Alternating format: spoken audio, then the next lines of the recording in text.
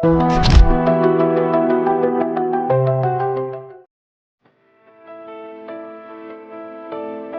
semua, selamat datang di Kisah Inspiratif, tempat di mana setiap cerita membuka mata, menyentuh hati, dan memberi harapan baru. Di sini kamu akan mendengar kisah yang penuh makna, pengalaman hidup yang mengubah, dan pelajaran yang bisa menemani perjalananmu. Setiap orang dilahirkan dengan kondisi yang berbeda.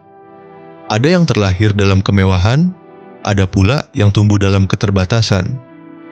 Tapi, bukan tempat kita dilahirkan yang menentukan masa depan, melainkan sejauh apa kita berani bermimpi dan berjuang. Hari ini, dengarkan kisah tentang seorang anak desa yang tak punya apa-apa kecuali tekad dan harapan. Inilah kisah Bimo, kunci hidup sukses, sebuah cerita tentang mimpi, pengorbanan, dan kemenangan hati. Di sebuah desa terpencil yang nyaris tak pernah muncul di peta, hiduplah seorang remaja bernama Bimo. Ia bukan anak pejabat, bukan juga anak orang kaya. Ayahnya hanya seorang buruh tani, ibunya hanyalah seorang penjual gorengan keliling di desa. Tapi Bimo punya satu hal yang tak banyak dimiliki anak seusianya, mimpi yang besar. Sejak kecil, ia selalu berkata, "Aku ingin jadi orang sukses. Aku ingin membuat hidup orang tuaku bahagia." Setiap pagi, ia berjalan kaki sejauh 5 kilometer ke sekolah. Jalannya berbatu dan berdebu. Kadang hujan, kadang panas terik. Tapi tak sekalipun ia mengeluh. Ia tahu pendidikan adalah kunci keluar dari kemiskinan. Di rumah yang beratapkan seng bocor, Bimo belajar di sebuah rumah yang sederhana itu.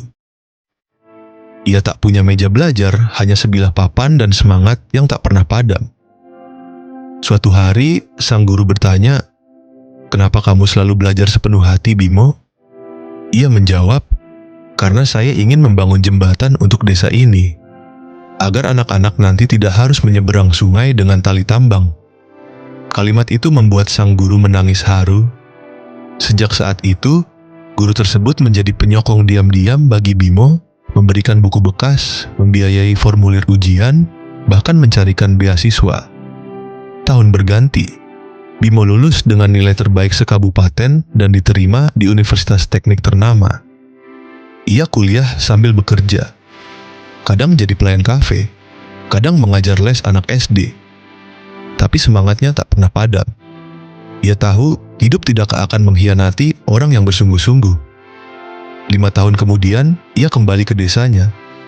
Tapi kini bukan sebagai anak petani. Ia kembali sebagai insinyur muda yang memimpin pembangunan jembatan pertama di desa itu. Tangis warga pecah melihat jembatan itu berdiri.